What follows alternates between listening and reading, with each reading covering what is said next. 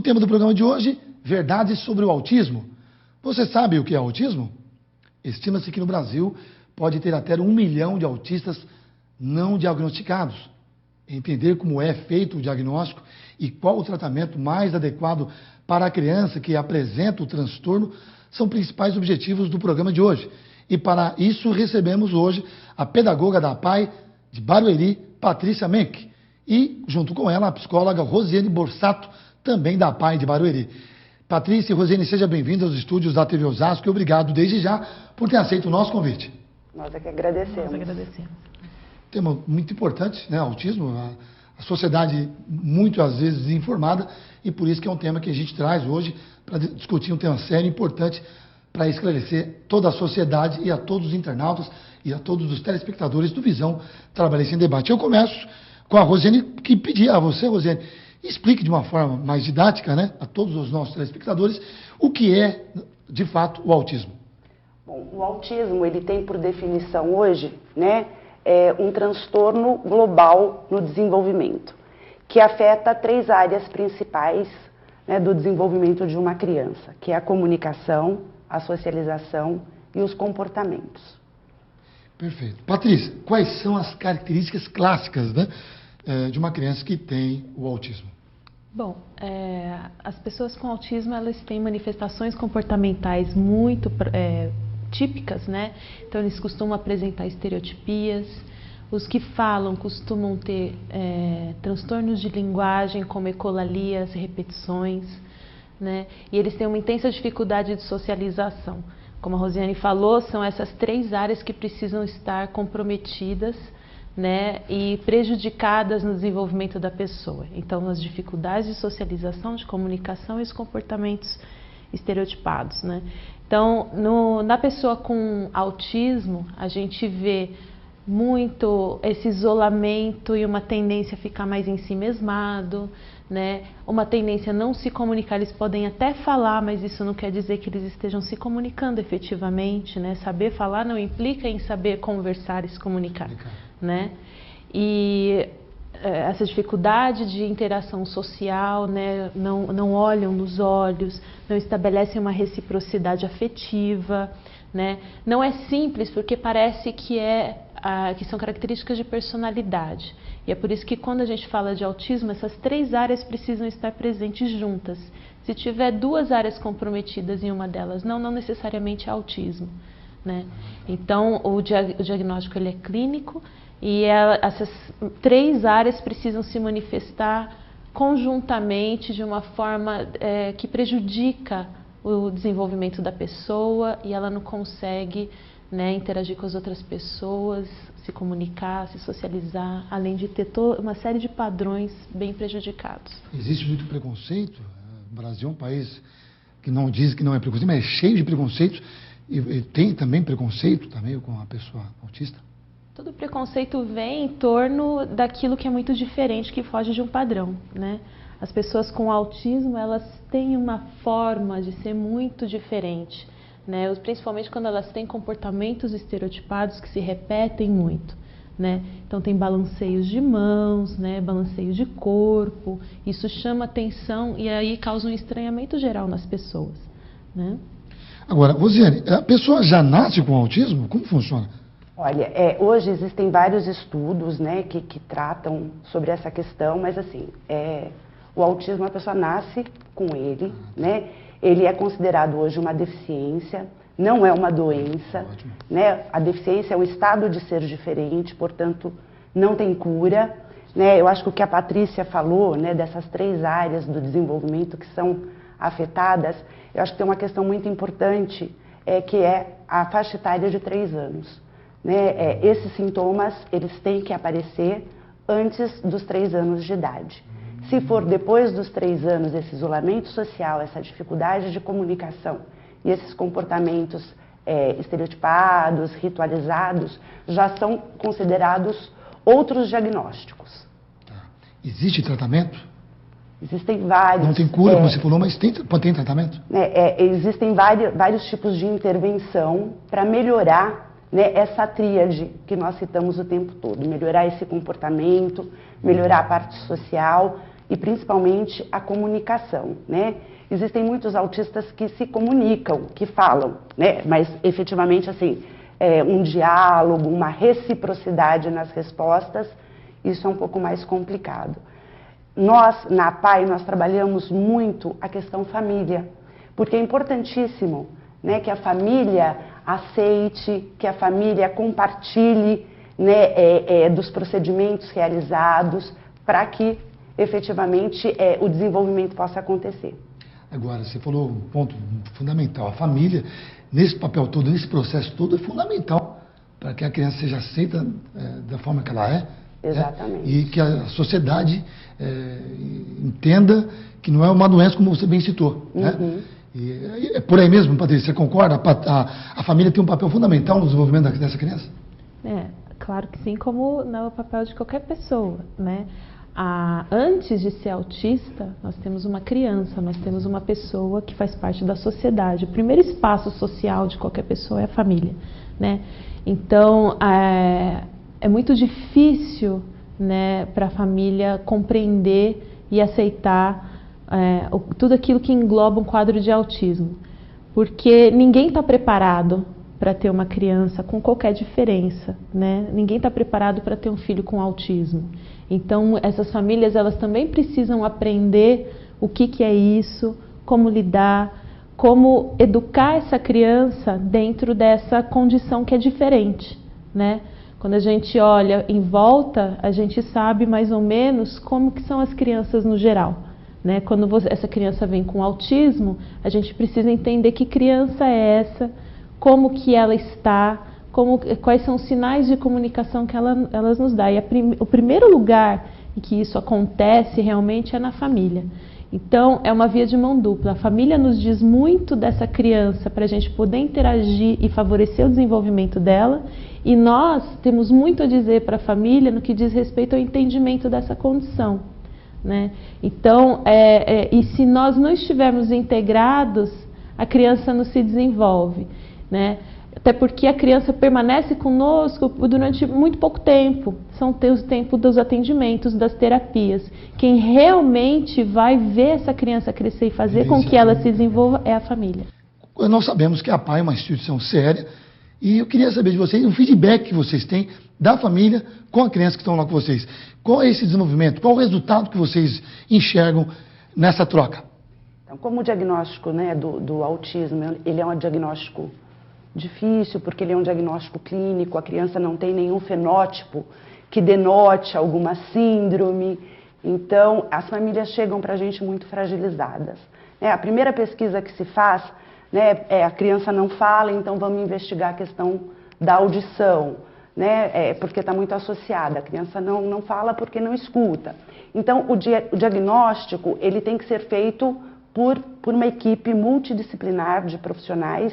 Então, as famílias chegam muito fragilizadas, né? Então, a gente acolhe essas famílias, a gente vai desmistificando, né, a questão do autismo, né, explicando para as famílias que é possível eles se desenvolverem, que é possível a gente dar oportunidade, né, para essa pessoa ser inserida na família, ser inserida na sociedade, e o crescimento é muito evidente. O objetivo é alcançado, então? Porque é muita rejeição no primeiro momento? No primeiro momento, sim, né? Eu acho que o desenvolvimento atípico, ele traz uma série de angústias, né, para as famílias. Então, elas chegam dessa forma, mais fragilizadas. E com o tempo, né, desmistificando todas essas questões, a família vai podendo olhar realmente para aquela criança, né, para aquele ser humano que está ali. Que independente, né, da questão do autismo, cada indivíduo é único. Né, não existem autistas iguais, né? Cada um tem as suas características, cada um vem de uma constituição familiar, né? Então a gente percebe muito essa evolução. Agora, Rosiane, você citou no primeiro bloco, e citou bem, inclusive, em relação como diagnosticar, por exemplo, a família que está passando por esse processo, você falou em torno de 3 anos, enfim. Que exames uma criança deve fazer para que ela possa ser diagnosticada ou não como autista? Então, como eu falei, né, o diagnóstico do autismo, ele é um diagnóstico clínico. Isso. Então, é importante que essa criança, né, desde o nascimento, seja acompanhada por um pediatra. Havendo qualquer dúvida em relação, né, à parte de socialização, uma criança que não olha nos olhos, que não tem uma reciprocidade, que não dá a mãozinha quando a mãe chama para ir no colo, havendo alguma suspeita, comente com o pediatra. Né? O pediatra é a melhor pessoa para estar orientando essa família. E como lá na APAE nós temos uma equipe, né, de profissionais para receber, para ajudar essa família, né, na questão da busca desse diagnóstico. Né? Acho que um neuropediatra ou um psiquiatra também tem um papel fundamental nesse diagnóstico.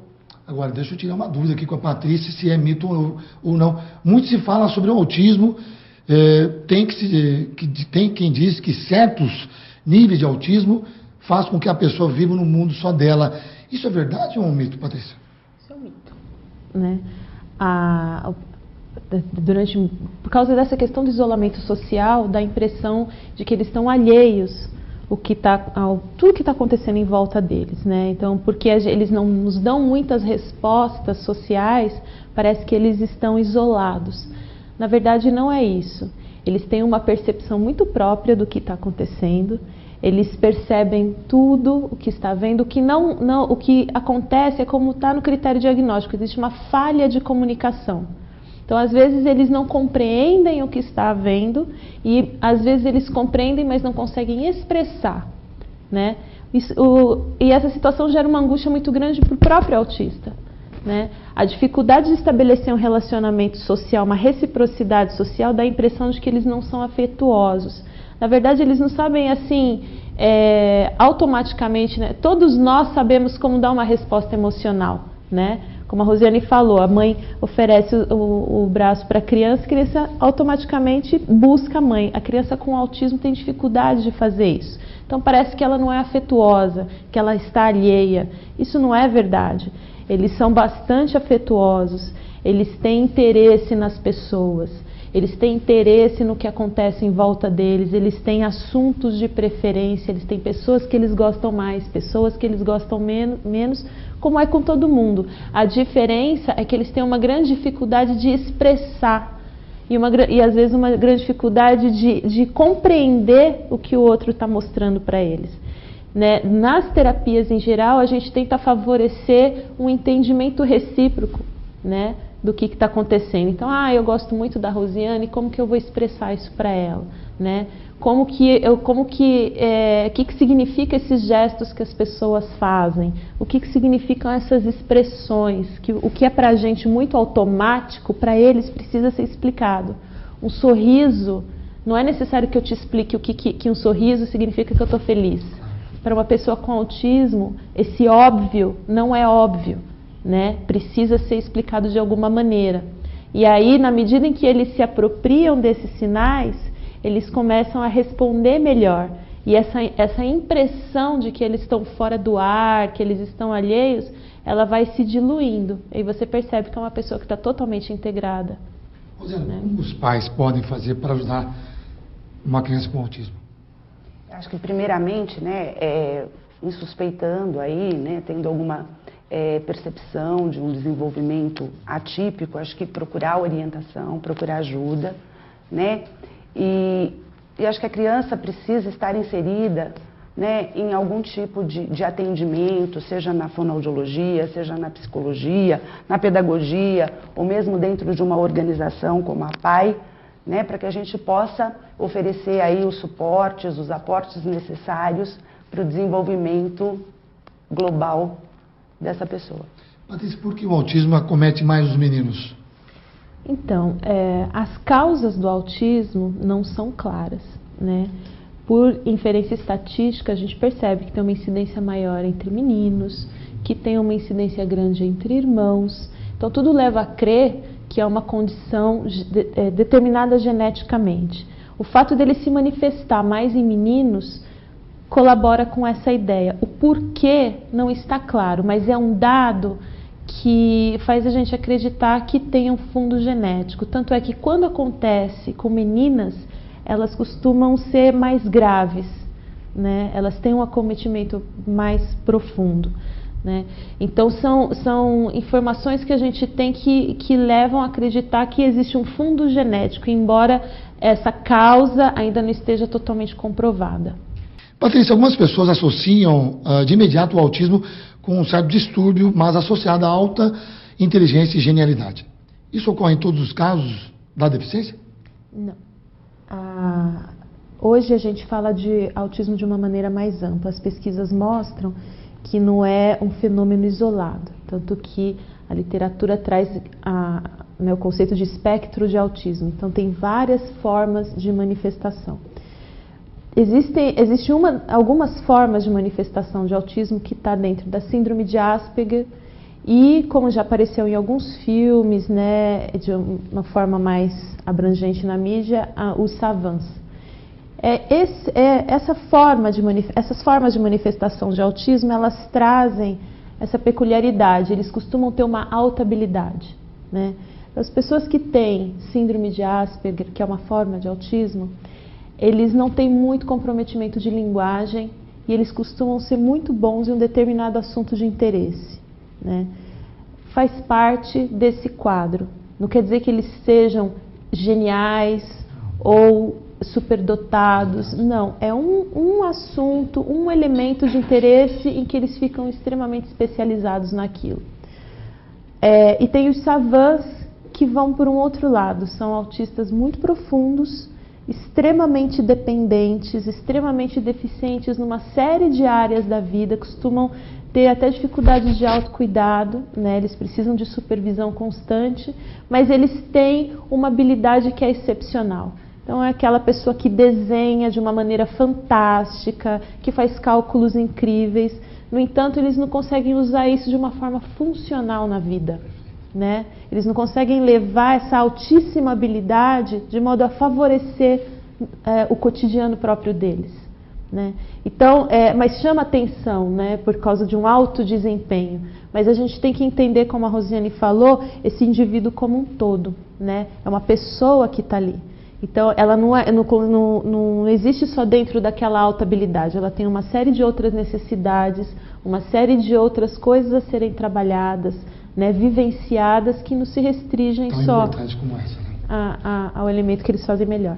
Agora, Patrícia, em um contexto nacional, podemos dizer que o nosso ensino público particular está preparado para englobar crianças com autismo, provendo de um aprendizado de qualidade? Deixa a Rosiane também para discutir essa questão importante, né? Não, né? A gente tem uma política educacional que é inclusiva.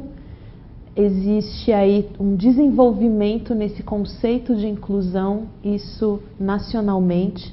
Não é simples, porque a escola, por definição, é um lugar normativo, ela é muito quadradinha, vamos dizer assim, e sempre que tem uma coisa diferente dentro da escola, principalmente alguma forma de deficiência, mexe com essa normalidade, né? Então a escola tem sérias dificuldades de receber uma pessoa que funciona de uma outra forma, seja um autista, seja um deficiente físico, né? Um cego, um deficiente intelectual, né? A gente caminhou bastante já, né? Então, por força de lei, né, as famílias têm o direito de matricular os seus filhos na escola regular, seja lá qual for a condição, tanto que a gente chama de matrícula compulsória.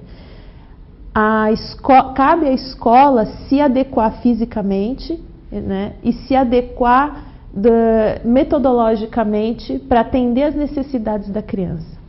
É muito difícil, né, de implantar uma cultura de inclusão que entenda que quem se adapta é a escola, não a criança. A criança não vai deixar de ser quem ela é. A gente tem que entender que ela vai melhorar muito.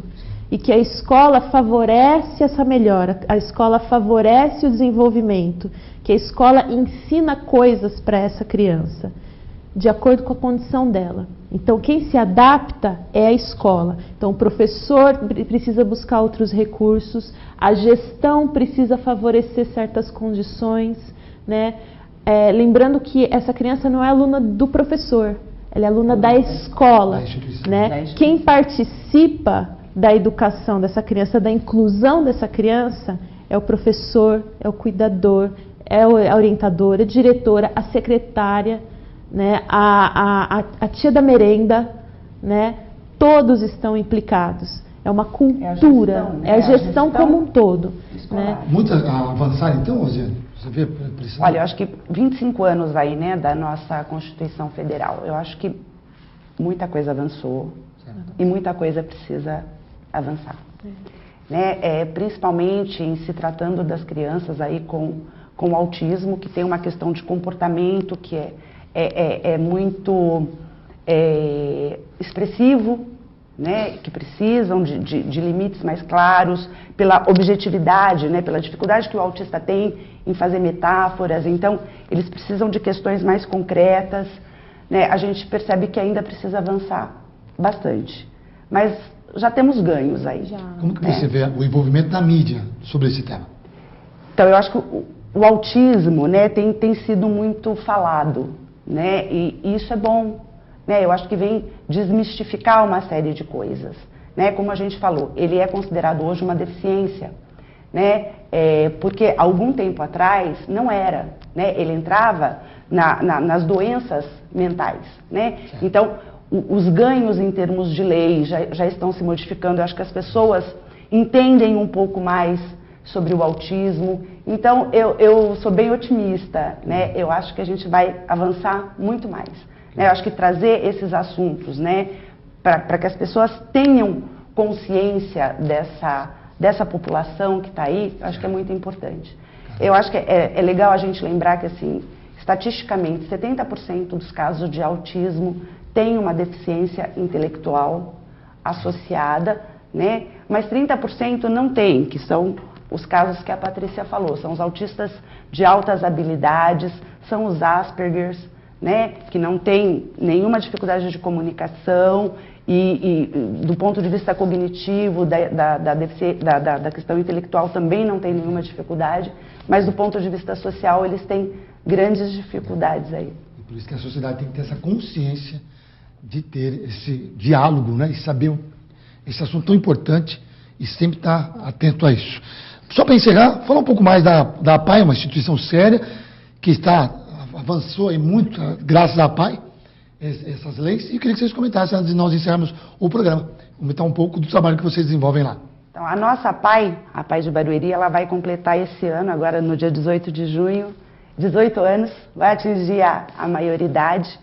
Nós já nascemos aí imbuídos pela questão da Constituição Federal, então nós já nascemos com essa visão da inclusão, nós nunca tivemos escola dentro da nossa APAE. Nós realizamos os atendimentos necessários para que essa criança possa realmente exercer os seus direitos, exercer a sua cidadania. E lá nós atendemos por projeto. Então, nós atendemos crianças de 0, né, até 35 anos nos diversos projetos aí que contemple cada faixa etária. Eu não estou há 18 anos na APAE, mas como pedagoga, assim, é um prazer imenso estar lá e ver um projeto que realmente insere as pessoas na sociedade. Né? Como a Rosiane falou, a gente trabalha com um empenho realmente de integração social, de inclusão verdadeira na sociedade. Né? A parceria da APAE com vários espaços de atendimento dessas crianças, a parceria da APAE com instâncias de comunicação, com a família, com a assistência social, com a educação, faz com que a gente consiga ter um êxito nesse trabalho, né? Então, do ponto de vista da educação mesmo, né? Como eu disse, a criança, ela não é aluna da professora, ela é aluna da escola. E ela não é uma criança que pertence só à família, ela pertence à sociedade. Né? Parabéns pelo trabalho de vocês. Infelizmente, estamos chegando ao final do nosso programa. Eu quero agradecer a presença das minhas duas convidadas que estiveram aqui, tratando o tema verdades sobre o autismo. Esteve comigo aqui a Rosiane Borsato, que é psicóloga da APAE de Barueri. Rosiane, muito obrigado por aceitar o nosso convite. Seja sempre bem-vinda aos estúdios da TV Osasco. Quero agradecer também a minha outra convidada, a pedagoga da APAE de Barueri, Patrícia Menck. Obrigado, Patrícia, também por ter aceito o nosso convite. Seja sempre bem-vindo aos estúdios da TV Osasco. Muito obrigada. E a você, telespectador, que ficou conosco até agora, pelo seu carinho e também, claro, pela sua audiência.